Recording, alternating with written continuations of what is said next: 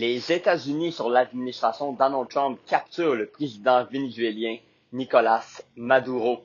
Le Canadien de Montréal connaît un voyage fructueux pendant le temps des fêtes et commence bien son retour avec une victoire face aux Flames de Calgary au Centre Bell. Les séries de la NFL commencent ce week-end avec 6 matchs enlevants qui seront serrés et qui donneront lieu à des matchs palpitants. La police de l'immigration aux États-Unis continue de semer le doute et la peur en abattant une femme hier à Minneapolis.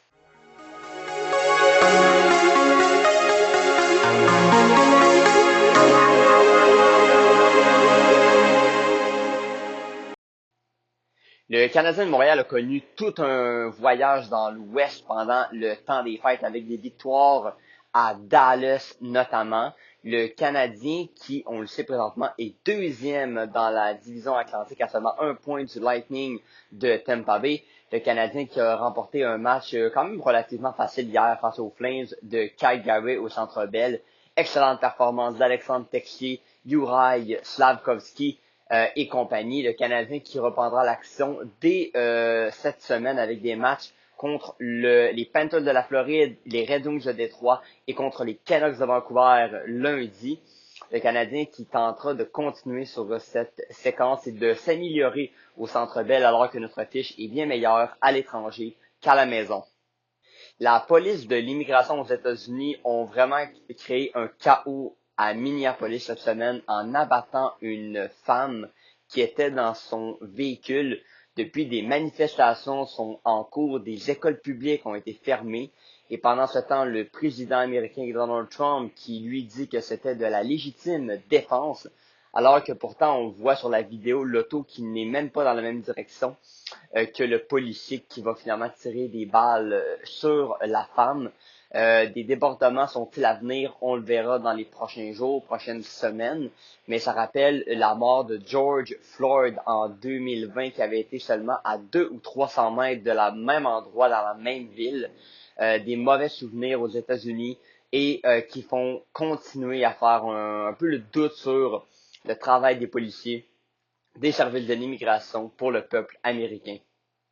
Les séries de la NFL vont s'amorcer ce week-end avec 6 matchs, dont les Rams qui vont visiter les Panthers de la Caroline aujourd'hui à 16h30. Les Rams sont tout de même favoris, les Panthers qui sont la pire équipe qui vont débuter les séries. Un affrontement aura lieu également entre les Bears de Chicago et les Packers de Green Bay, une rivalité historique qui aura lieu à Chicago.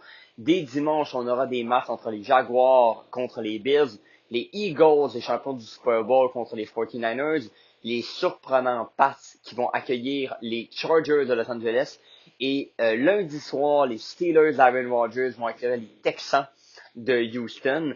Rappelons que les Broncos de Denver et les Seahawks de Seattle sont déjà, eux, au prochain tour éliminatoire. Les États-Unis ont capturé de manière spectaculaire le président du Venezuela, Nicolas Maduro, pour l'amener aux États-Unis en vue de le juger avec de graves accusations.